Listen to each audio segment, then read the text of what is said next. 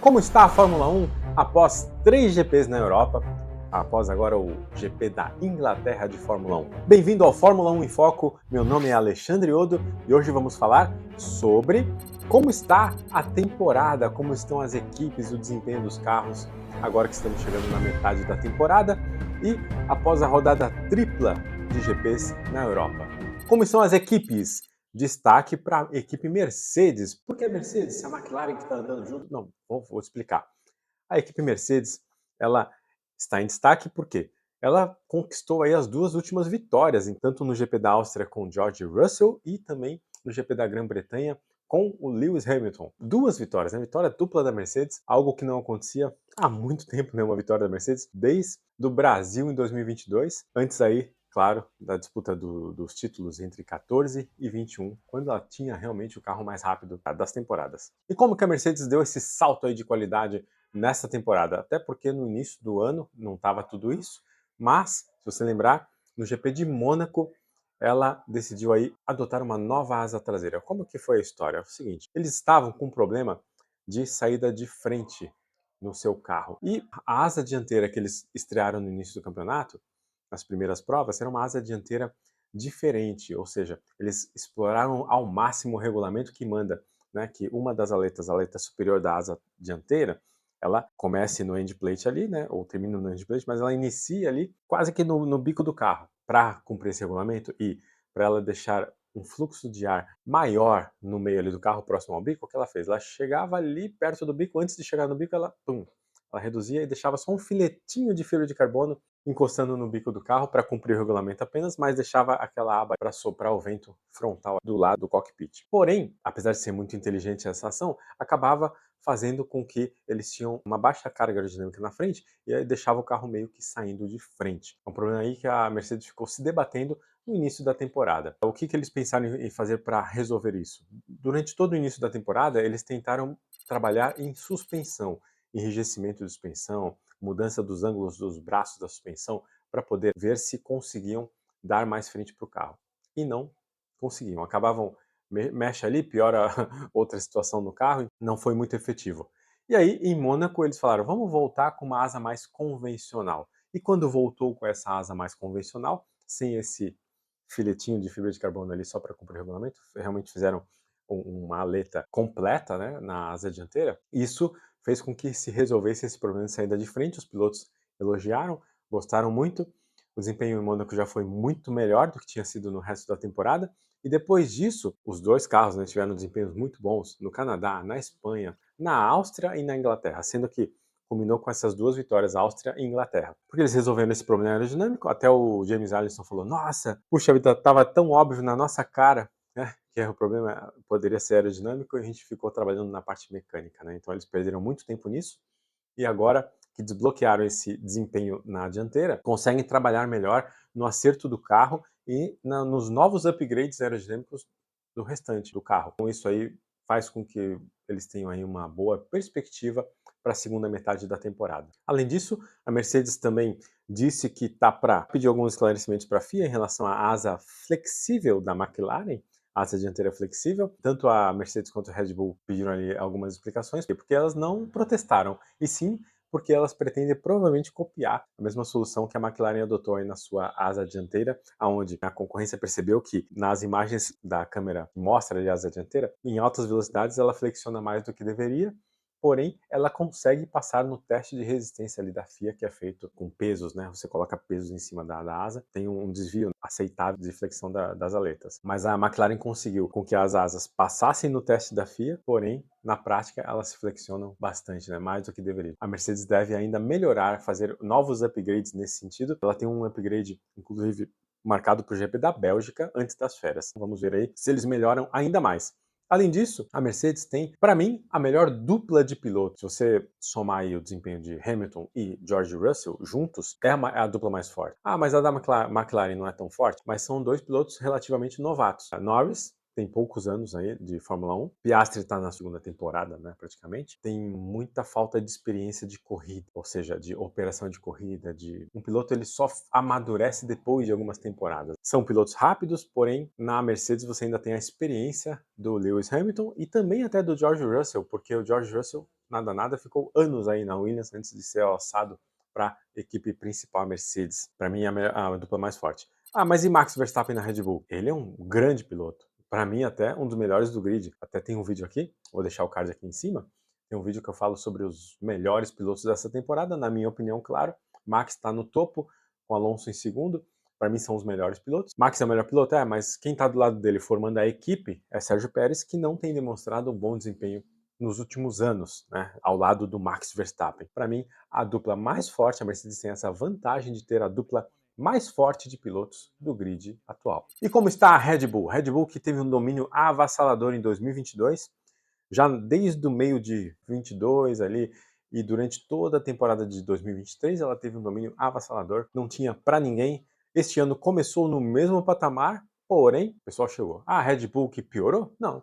As outras equipes realmente conseguiram chegar. Por que isso? Quando o regulamento mudou, então no primeiro ano do atual regulamento, em 2022, a Red Bull acertou bastante seu chassi lá, a parte aerodinâmica, e ela chegou, como eu falo, um nível de desempenho muito próximo do ideal. Então ela estava aqui bem no topo. As outras não chegaram, não começaram o novo regulamento aqui tão alto, começaram um pouco mais abaixo. Mesmo que a Red Bull melhore um pouquinho, ela vai melhorando, mas as outras têm muito mais área, muito mais espaço para melhorias. As equipes estão melhorando, melhorando, chegando na Red Bull, mesmo que a Red Bull melhore, só que assim, a Red Bull tem um gap muito pequeno de melhora, porque ela já começou muito bem. Por isso que elas vão chegando, as outras vão chegando. Claro que em função do teto orçamentário, das restrições de túnel de vento, aerodinâmicas, né, de desenvolvimento aerodinâmico que as equipes campeãs normalmente elas têm, né? Elas têm menos tempo de túnel de vento e CFD, que é a dinâmica computacional de fluidos. Acaba que, por conta disso, as que têm mais tempo, o mesmo orçamento, vão chegando. Isso está acontecendo na prática, muito bom. Parabéns sempre à Liberty Media,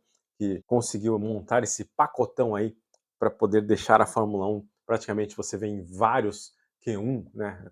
Treinos classificatórios, você vê no Q1, onde muitos desses treinos você tem os 20 pilotos todos no mesmo segundo, algo inimaginável. Você olha, 20 pilotos no mesmo segundo, oh, uau! Eu estava vendo um vídeo de 86 lá de uma pole position, uma disputa num treino classificatório em qualifying em Jacarepaguá, aonde tinha lá a diferença entre Mansell, Senna, Prost, Piquet, eram de 2 segundos entre eles, de 1 segundo, entre eles, entre os primeiros. Imagina entre o resto do grid, dava 6, 8 segundos. Hoje nós temos os 20 carros em 1 segundo. E não vou muito para trás, era Mercedes, de 14 a 21, quando eles dominaram o grid.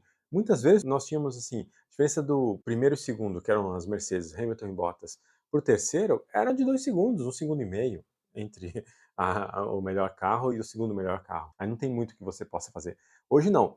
Hoje você tem aí disputa por pole positions, você tem no Q3, você tem, sei lá, 6 pilotos em 3 décimos ou 2 décimos. É muito, muito, muito apertado. Isso está sendo muito bacana para nós, né, que torcemos aí por uma Fórmula 1 competitiva, aguerrida e divertida. Esse é um dos pontos que contam contra, né, Red Bull, é o fato dela ter algumas restrições no desenvolvimento. Outro ponto que conta contra a Red Bull é que o túnel de vento dela não é dos mais modernos, é um túnel de vento antigo, com a saída do Adrian Newey, que é o mago da aerodinâmica. Provavelmente vão sentir bastante isso nos próximos anos, hein? O grid chegando mais ainda. Que conta contra a Red Bull também é o fato do Sérgio Pérez não estar tendo um bom desempenho ao lado do Verstappen há muito tempo, infelizmente. Só ladeira abaixo, cogita-se até na saída do Pérez, né? Apesar de ele ter renovado para 2 anos, pode ser até que ele não consiga nem cumprir este ano de contrato devido a algumas cláusulas lá, mas é assunto de um próximo vídeo. Isso é meio contra a Red Bull. Então, o que é a favor da Red Bull? Por que a Red Bull continua tendo aí um desempenho bom, um desempenho de campeão? Em primeiro lugar, como eu falo, a operação de corrida da Red Bull é das melhores. A operação de corrida envolve vários departamentos. A engenharia na fábrica, túnel de vento, simulador, equipe de engenharia de corrida na pista, equipe de engenharia de estratégia também na pista, o pit wall, a chefia da equipe, né, o próprio consultor, a chefia está dividida ali entre o consultor Helmut Marko e o Christian Horner, que é o chefe da equipe propriamente dita. Tudo isso funciona muito bem. E mais a equipe de pitstops, que é sempre campeã, ou seja, na maioria dos GPs, eles têm feito os melhores pitstops. Tudo isso somado e ao Max Verstappen, que é um piloto excepcional, tudo isso somado no lado da garagem do Max, funciona muito bem. E o leva para o topo, pelo menos como piloto. E como equipe, precisam aí conseguir um jeito de extrair um melhor resultado do Pérez, ou então até substituir o Pérez, como é o que tem sido dito por aí. O que falta para o Pérez? Bom, no início do ano, ele não estava tendo um bom desempenho, começou, não anda junto com o Verstappen e tal, a equipe, não, vamos apoiá-lo e tal. Ah, vai renovar, não vai renovar? Vamos apoiá-lo, estamos apoiando. Um discurso super apaziguador por parte tanto do Horner quanto do Marco, apoiando, e aí, de repente, em paralelo, o resultado não vem, colocam o Ricardo na VisaCash App, a Racing Bulls, já de olho na vaga do Pérez, ou seja, se o Ricardo desempenhar bem na Racing Bulls, a vaga do Pérez poderia ser do Ricardo para o ano que vem. Essa pressão aí acho que não fez tão bem também para o Pérez, não ajudou, pelo contrário, atrapalhou, piorou ainda mais. E a Red Bull falou: bom, a gente precisa de uma estabilidade na equipe, precisamos de um segundo piloto que marque pontos, o maior número de possíveis de pontos, né, para a equipe. O Pérez está meio agoniado aí, não sabe se renova, não renova, ele quer andar mais com o carro por causa disso. Vamos fazer o seguinte: vamos renovar com ele para 2 anos. Renovaram com ele para 2 anos, continuam desempenhos ruins com o Sérgio Pérez. Não tem o que fazer, a Red Bull já tentou de tudo, e agora, como nada funcionou, o que eles vão fazer? Pressão total em cima do Pérez. Agora no GP da Inglaterra, a Red Bull soltou para a imprensa: olha, temos cláusulas de desempenho. Disse lá, né, nos bastidores do paddock, que as cláusulas de desempenho são as seguintes. Primeiro, ele não pode estar abaixo do Verstappen mais de 100 pontos quando chega aí o início das férias de verão. Se agora, depois do GP da Hungria e Bélgica, o Pérez estiver com mais de 100 pontos abaixo, né, de diferença em relação ao Max Verstappen, a equipe poderia substituí-lo. Outra cláusula do contrato seria a seguinte: ele não pode estar 5 posições abaixo do que o Verstappen no Mundial de Pilotos. O Max é o líder do campeonato e ele é P6. Ele está cumprindo as duas cláusulas teóricas aí que se especula poderiam dar à Red Bull o poder, né, de tirá-lo da equipe sem nenhum ônus. Sabendo disso, ele precisa o quê? As 2 próximas corridas são as corridas da vida dele. Ele precisa desempenhar bem, tanto na Hungria quanto na Bélgica, para poder pelo menos manter o assento pelo restante do ano. Será? Eu quero convidar você para fazer parte do nosso clube de membros aqui do canal, com acesso a vídeos exclusivos, e além disso você apoia o nosso trabalho aqui no Kart F1. E a McLaren? Tem sim um carro muito forte, se não o mais forte da temporada, é difícil de saber, mas entre Red Bull e McLaren são os 2 carros mais fortes da temporada.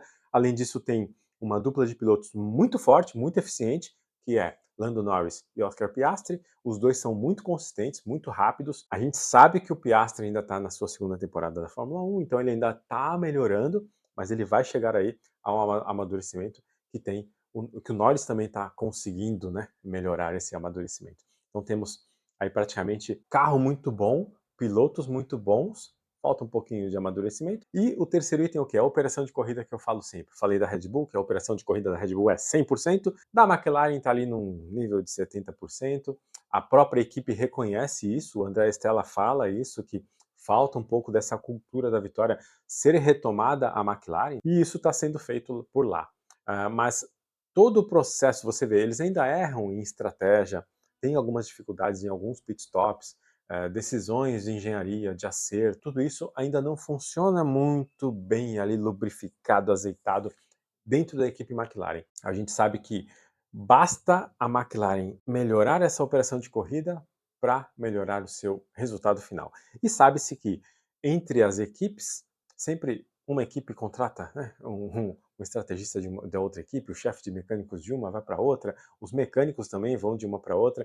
Há uma dança das cadeiras nos bastidores, né, nas equipes técnicas e de engenharia, que fazem com que o know-how de uma equipe acabe sendo passado para outra equipe através das pessoas, das cabeças. Isso é um movimento até saudável que acaba equilibrando um pouco o grid como um todo. Isso está acontecendo. Vamos aguardar aí que a McLaren melhore o seu desempenho aí nesse gerenciamento de corrida. Agora, a Ferrari, todo mundo torce para a Ferrari, é o carro vermelhinho lá que você desde criança acompanha, chama mais atenção. A Ferrari, ela se perdeu nos upgrades, nas atualizações durante o ano. Ela começou o ano bem forte ali, rivalizando com a Red Bull. Leclerc em segundo no campeonato, a maior parte do tempo. Estava ali dando uma ameaça, né, à disputa do título com o Verstappen. Porém, tudo isso está indo por água abaixo em base às atualizações que eles colocaram no seu carro. Muito disso se deve a quê?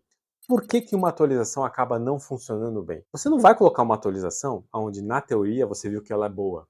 Não vai colocar no carro, né, para experimentar. Não, você vai colocar apenas aquelas que se mostraram eficientes tanto no teste, né, da simulação de computador, quanto também na simulação de túnel de vento. Uma vez que você desenvolveu uma nova peça e viu que ela é melhor no CFD, na computação, você acaba autorizando a produção da peça em menor escala, vai para o túnel de vento, isso é testado também, é validado, há realmente uma melhora, beleza? Então vamos produzir a peça em tamanho real e vai para o carro e vai para a corrida. Só que as equipes têm essa dificuldade de que tudo que é visto na teoria acaba se confirmando na prática. Essa correlação entre teoria e prática é o que é difícil você ajustar entre túnel de vento, computação de fluidos e também a prática, né, na pista. A Ferrari parece que está sofrendo um pouco com essa correlação, que na Red Bull sempre foi muito eficiente essa correlação. O que eles produziam aí na teoria acabava se comprovando aí na prática.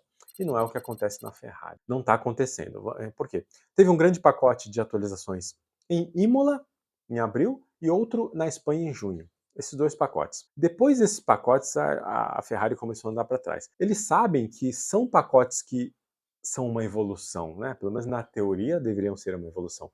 E vamos tentar encontrar porque na prática não foram evolução. Agora, no GP da Inglaterra, o que fizeram? Colocaram o carro do Sainz com todo o pacote de atualizações que foi feito em Imola, em abril, e o do Leclerc colocaram o último pacote da Espanha lá de junho. Cada um fez os treinos livres com um pacote, né, diferente. Para quê? Para avaliar um em relação ao outro. E aí chegaram à conclusão que o melhor pacote era o que o Sainz estava usando, o pacote antigo de abril. Colocaram o carro do Leclerc também para tomada de tempo para a corrida com o mesmo pacote do Sainz, né, e equilibraram. Isso foi feito numa tentativa de melhorar o desempenho e validar na prática qual pacote é mais efetivo, né, mais eficiente. E coletar os dados dos dois pacotes para depois do GP analisar em fábrica e saber aí o que eles podem adotar de um pacote ou de outro, claro, visando sempre o melhor desempenho.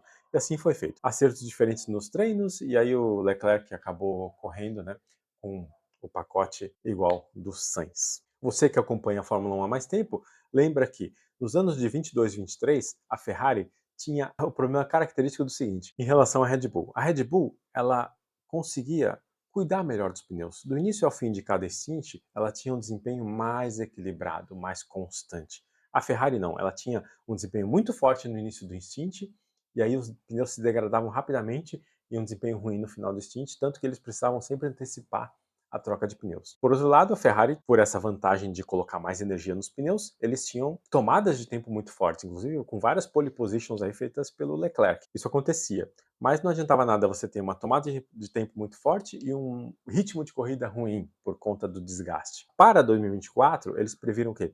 Vamos mudar o nosso chassi. Nosso chassi é muito rígido, vamos deixar ele menos rígido para que consiga gerenciar melhor os pneus. Não vai colocar tanta energia nos pneus nas tomadas de tempo, mas vamos ter um ritmo melhor de corrida. E aí foram para esse lado para 2024. Mas a dose foi muito alta, ou seja, eles tiraram tanta energia do chassi em cima dos pneus que hoje eles têm dificuldades em andar numa classificação. Você vê, muitas vezes eles têm dificuldade para entrar no Q3. Ou então, quando a pista é muito fria ou chuvosa, como foi na Inglaterra, no Canadá, eles se perdem totalmente, porque o chassi ele não coloca energia nos pneus, perde a aderência, não tem aderência. Nessas situações, eles praticamente são carta fora do baralho, viraram muito a chave para o outro lado. E estão tentando corrigir isso com pacotes aerodinâmicos, que deem mais aderência aerodinâmica. Mas o problema é na aderência mecânica.